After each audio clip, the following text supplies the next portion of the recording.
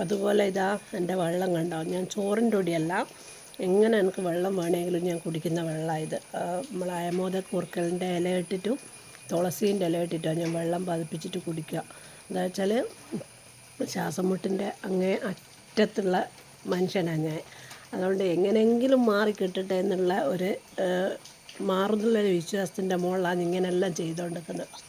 ഇതിൻ്റെ അകത്ത് ഈ അയമോദ കൂർക്കലും തുളസിച്ചപ്പ് ഇട്ടിട്ട് പതപ്പിച്ച് കഴിഞ്ഞാൽ കുടിക്കാൻ നോക്കുമ്പോൾ ഇത്തിരി മഞ്ഞപ്പൊടി ഇടാം, അത് നല്ലതാണ്.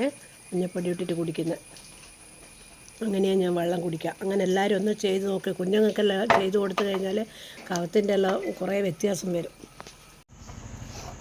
ഇങ്ങനെയാണ് മഞ്ഞപ്പൊടി ഇട്ടിട്ട് പിന്നെ അയമോദ കൂർക്കലും തുളസിയും ഇട്ട് പതപ്പിക്കുക, മഞ്ഞപ്പൊടി ഇടുക, എന്നിട്ട് ഇങ്ങനെ ഇളം ചൂടോടെ ഇങ്ങനെ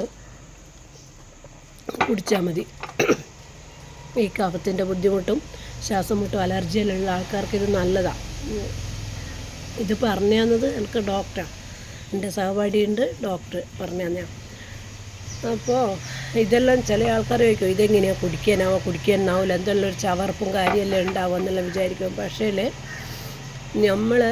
നമുക്ക് മരുന്നുകളോടും ഇഞ്ചക്ഷനോടും ഒരു വെറുപ്പ് തോന്നിപ്പോവും, മടുത്തു പോവും. എന്നുവെച്ചാൽ ഞാൻ ഈ ശ്വാസം മുട്ടോ അലർജി ആയിട്ട് കിടക്കാത്ത ഹോസ്പിറ്റലുകളില്ല. എനിക്ക് തോന്നുന്നു നമ്മൾ ഈ ചുറ്റുപാടുള്ള അധികം എടുക്കുകയും ഞാൻ കിടന്നിട്ടുണ്ട്. കിടന്നു കഴിഞ്ഞാൽ ഒരു 12 ദിവസം 13 ദിവസം 15 ദിവസം കഴിയാണ്ട് ഒരുത്തേന്നും ഇങ്ങോട്ടേക്ക് തിരിച്ച് വരത്തില്ല. ആ ദിവസം പോയ അന്ന് തൊട്ട് വരുന്നവരെ ഇഞ്ചക്ഷൻ്റെ എന്താ പറയുക കളിയായിരിക്കും.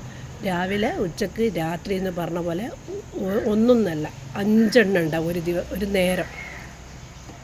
അങ്ങനെ കുത്തി എൻ്റെ കൈക്ക് ഞരമ്പില്ല, ഇവിടുന്ന് എടുത്ത് ഇവിടെ കുത്തി, ഇവിടുന്ന് എടുത്ത് ഇവിടെ കുത്തി, ഇങ്ങനത്തെ കളി കളിച്ച് എന്നിട്ടോ മാറി ആടുന്ന ഡിസ്ചാർജായിട്ട് വരുമോ എങ്ങനെയാണ് തീരെ മാറാണ്ട് ശരീരമെല്ലാം ആകെ ചീർത്ത് തടിച്ച് നാശകോശമായിട്ടാണ് വരുത്തുണ്ടാവുക. ഞാൻ ഇംഗ്ലീഷ് മരുന്നിനെ ഒരിക്കലും കുറ്റം പറയുന്നതല്ല, പക്ഷേ എങ്കിലും നമ്മളെ ശരീരത്തിന് താങ്ങുന്നില്ല. ഇംഗ്ലീഷ് ഗുളികയും മരുന്നും ഒരു താങ്ങാൻ പറ്റാത്തൊരവസ്ഥ വരുന്നു. എൻ്റെ ഇതിൽ എനിക്ക് വന്ന കാര്യം അത്.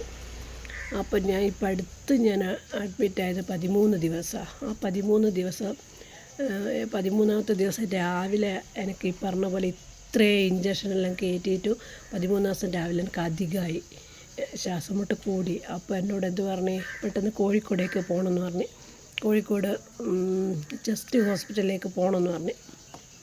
അപ്പോൾ ആന്നെല്ലാം പറഞ്ഞേ.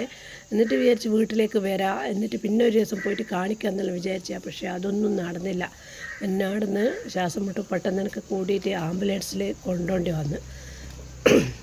ഈ ഒരു അവസ്ഥയിൽ കൂടി പോയ സമയമില്ലേ എനിക്ക് ഒറ്റൊരു പ്രാർത്ഥന ഉണ്ടായിട്ടുള്ളൂ, ഇതെങ്ങനെയെങ്കിലും ഒന്ന് മാറിക്കിട്ടണം. എന്തായാലും നമ്മൾ തിരിച്ച് നമ്മളൊരു പഴയ ഇതിലേക്ക് എന്തായാലും ജീവിതത്തിലേക്ക് നമ്മൾ പോവില്ല. മുന്നോട്ട് നമുക്ക് വയസ്സ് കൂടുന്നതാണ്. അപ്പം എന്ന് പറഞ്ഞാൽ ഈ ശ്വാസം മുട്ട് കൂടുതലായി കഴിഞ്ഞാൽ ഏതൊരു അസുഖം വന്നാലും അതിൻ്റെ കൂടി ഫസ്റ്റിൽ ഞാനും ഇതാ ഉണ്ട് എന്നും പറഞ്ഞിട്ട് ശ്വാസം മുട്ട് വരും ഒപ്പരം.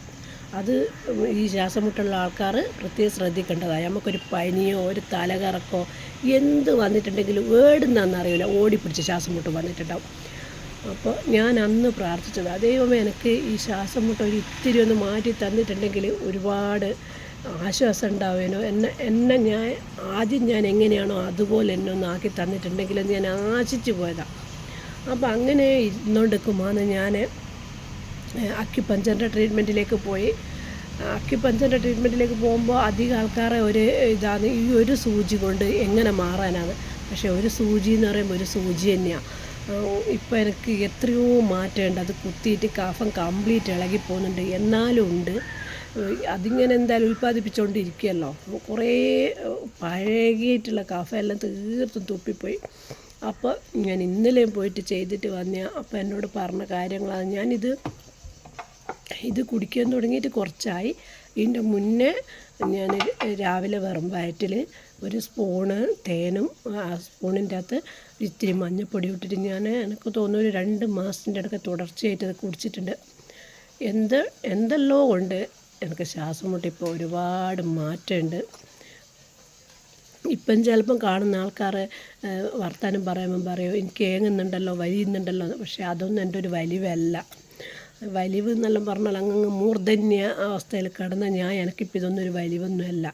അപ്പോൾ എനിക്ക് നല്ലൊരു മാറ്റമുണ്ട്. അതുകൊണ്ട് ഇങ്ങനെയല്ല ഒന്ന് ചെയ്ത് നോക്ക്. നമ്മളെ ടേസ്റ്റൊന്നും നോക്കിയിട്ടൊന്നും നമുക്ക് കുടിക്കാനും കഴിക്കാനൊന്നും പറ്റില്ല. നമ്മളെ രോഗം മാറണമെങ്കിലും നമുക്ക് ചെറിയൊരു ആശ്വാസം കിട്ടണമെങ്കിലും ഇങ്ങനത്തെ ഒരു ട്രിക്ക് ഇങ്ങനത്തെ ചെയ്തേ പറ്റൂ. അതുകൊണ്ട് ഞാനിതാ ഇങ്ങനെ കുടിക്കും. എന്തെല്ലോ നല്ലതായിരിക്കും, എന്തായാലും നമുക്ക് മോശം വരുന്ന ഒന്നും ഉണ്ടാവില്ലല്ലോ. കൂർക്കലും തുളസിയും എല്ലാം നമ്മളെ ശരീരത്തിന് നല്ലതാണ്. അതുകൊണ്ട് എല്ലാവരും ഒന്ന് ട്രൈ ചെയ്ത് നോക്കി. ഇങ്ങനെയെല്ലാം ഈ ചെറിയ കുഞ്ഞു മക്കൾക്കെല്ലാം ഇങ്ങനെയെല്ലാം വെള്ളത്തിന് പറയുമ്പോൾ ഇങ്ങനെയെല്ലാം തിളപ്പിച്ചൊക്കെ കൊടുത്താൽ മതി, ഒരുപാട് മാറ്റം ഉണ്ടാവും. അപ്പോൾ എല്ലാവർക്കും ബൈ ബൈ. എൻ്റെ ചാനൽ ലൈക്ക് ചെയ്യുക, സബ്സ്ക്രൈബ് ചെയ്യുക, എന്നെ കൂടെ കൂട്ടുക.